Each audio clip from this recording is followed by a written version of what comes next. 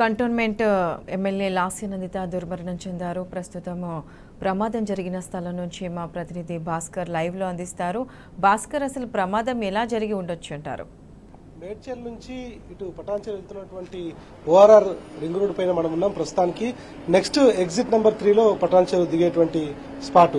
అయితే ఈ స్పాట్ లో తెల్లవారుజామున తన పిఏతో కారులో వస్తున్నటువంటి లాస్య నందిత కారు ప్రమాదానికి గురైంది. ప్రమాదానికి గురైన సందర్భంలో అది న్యాచురల్ గా ప్రమాదానికి గురైందా లేదంటే ఎవరైనా వెనక నుంచి ఢీ కొట్టారన్నటువంటిది ఇప్పటికీ ప్రశ్నార్థకంగా ఉంది. కానీ ఇక్కడ మాత్రం ఒక లారీకి సంబంధించినటువంటి ఆనవాళ్ళు అయితే కనిపిస్తా ఉన్నాయి.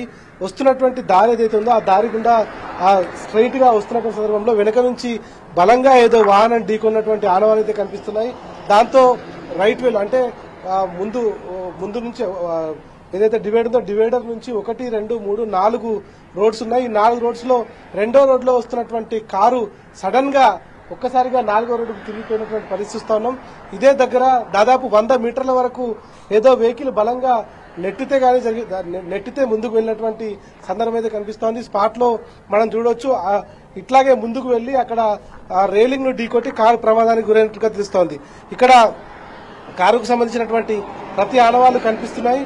ముందుగా వాళ్ళు వస్తున్నటువంటి మేడ్చల్ రూట్ నుంచి చూసుకుంటే మేడ్చల్ నుంచి ఇటు పటాన్చెరు వస్తున్న సందర్భంలో నేరుగా ఆ వెహికల్ ఏదైతే వస్తుందో ఆ వెహికల్ వస్తున్న సందర్భంలో అది బలంగా ఢీకొట్టిన సందర్భంలో బ్రేక్ వేస్తే కారుకు సంబంధించినటువంటి టైర్ లైన్స్ దాదాపు 100 మీటర్ల ముందు నుంచి స్ట్రైట్ గా ఎడమ వైపుకు వెళ్లిపోయినటువంటి పరిస్థితి కనిపిస్తోంది. ఎడమ వైపుకు వెళ్లి అక్కడ మనం చూస్తున్నటువంటి ఏదైతే పోలీస్ వాహనాలు ఆగి ఉన్నాయో ఆ వాహనాల దగ్గర రైలింగ్ కు ఢీకొని కారు ప్రమాదానికి గురైంది. ఆ సందర్భంలో ఆమె బెల్ట్ వేసుకోలేదన్నటువంటిది మాత్రం మనకు తెలుస్తా ఉంది. అదే సందర్భంలో వెనక నుంచి బలంగా ఏదో వాహనం ఢీకొన్నటువంటి ఆనవాళ్లు అయితే కనిపిస్తున్నాయి. మరి ఆ వాహనం నిజంగా ఇది ప్రమాదమా లేదంటే అనుకోకుండా జరిగిందన్నటువంటిది మాత్రం తెలియాల్సినట్టు అవసరం కనిపిస్తోంది. ఔటర్ రింగ్ రోడ్ పై నిత్యం ఇట్లాంటి ప్రమాదాలు జరుగుతున్నా కనీసం ఎవరు కూడా పట్టించుకున్నటువంటి పరిస్థితి కనిపిస్తోంది. ఎక్కువగా ప్రమాదాలు తెల్లవారుజాము నుంచే జరుగుతున్నటువంటి పరిస్థితి కనిపిస్తోంది.